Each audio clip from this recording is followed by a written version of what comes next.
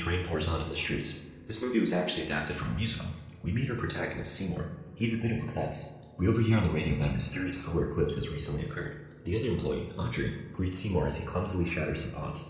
Audrey's a peculiar woman, and by the looks of her black eye, has a jerk of a boyfriend.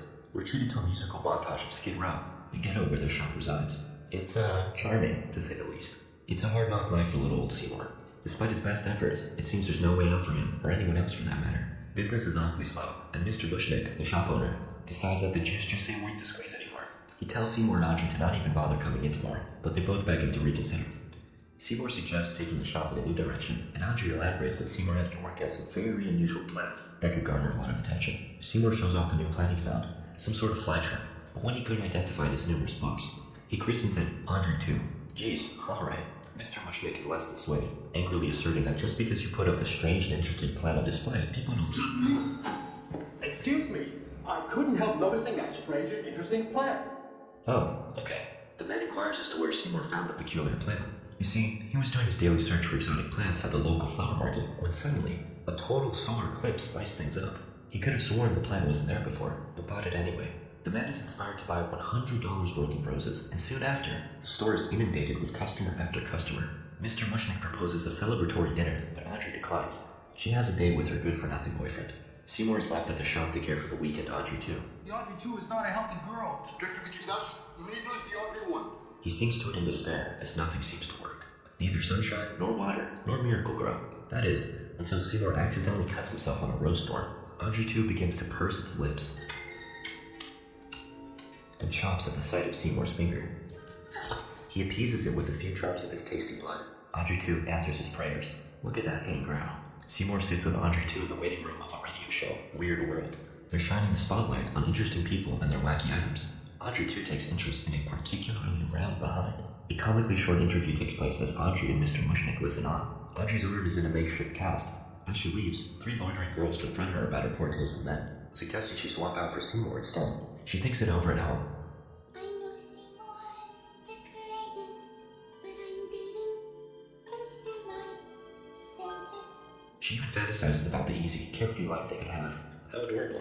Seymour is seen tirelessly feeding the voraciously hungry Audrey 2. It's now ballooned to the size of a person, and business is booming. Audrey suggests Seymour do something nice for himself, like buy new clothes. Not that he's having so much success. She even offers to help him shop, but not tonight. She's got a date with that jerk. Oh, there he is. His name's Oren. What a bad boy. You know, he really picked the perfect profession for a guy that likes to cause pain. Later at night, Seymour hears ominous laughing outside before Oren literally flies in on his motorcycle. He torments Seymour on his way to pick up Audrey for their date. Before the madman drives off, he leaves Seymour a business card. Seymour seeks comfort from Audrey 2, who he now affectionately calls Tui. Just before he closes up for the night, Tui slumps over in need of nourishment, but Seymour has given all he has to give. Suddenly, Tui speaks. Feed me, cowboy! Feed me now!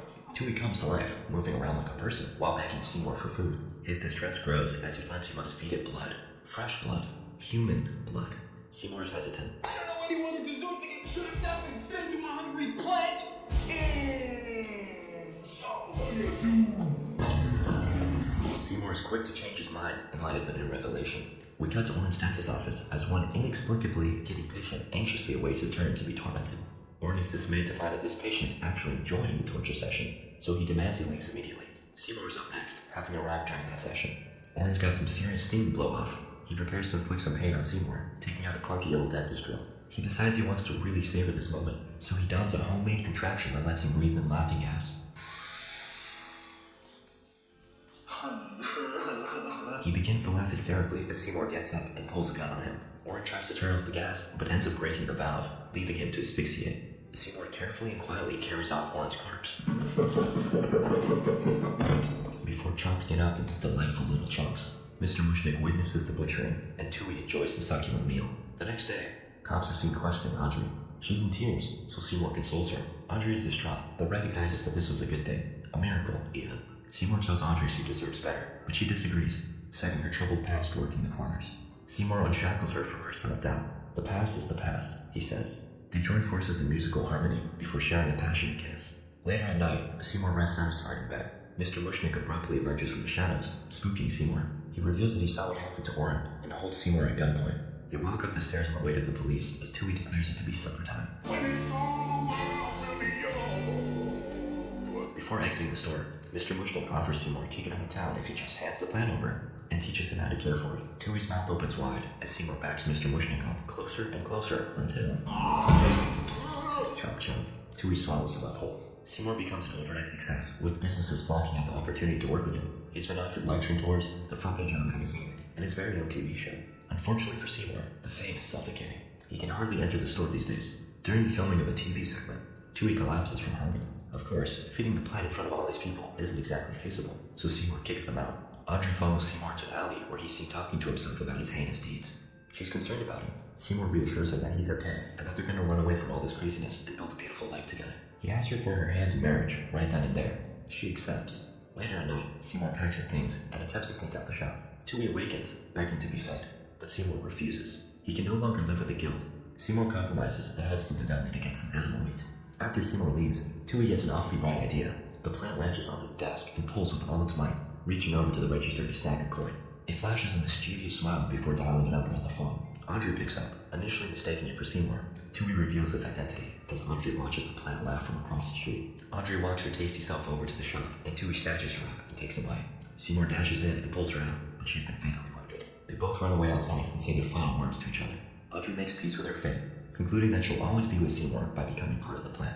Audrey dies, and Seymour carries her corpse to its final resting place, Tui's belly. She's slowly swallowed whole. A devastated Seymour runs out and climbs up to the top of the building to take his own life. A salesman appears behind him, revealing that he clipped off a part of Tui and grew it into a new plan. Him and his marketing team have packaged it and intend to sell it worldwide, with or without his participation. Realizing the disaster this could bring, Seymour declines and runs back to the shop. He confronts Tui, and a battle ensues as Tui emerges from its pod. Seymour aims and takes fire with the revolver to no effect. Tui and its offspring sing away as Seymour desperately tries to defeat the giant.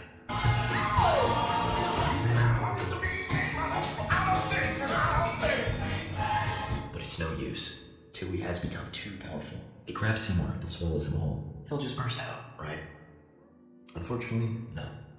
In the events following, a consumer frenzy ensues as hordes of customers flock to the stores to buy their very own Audrey 2s. You can imagine what follows. It's not long before the alien race of man-eating plants has taken over. They roam the streets, snatching up humans, and have even grown to the size of bridges. Humans are no match for the thorny foe, not even the ones watching this movie. Fun note, this is the original ending of the movie.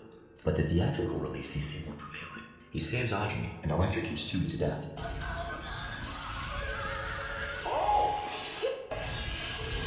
They live happily ever after, but a small spark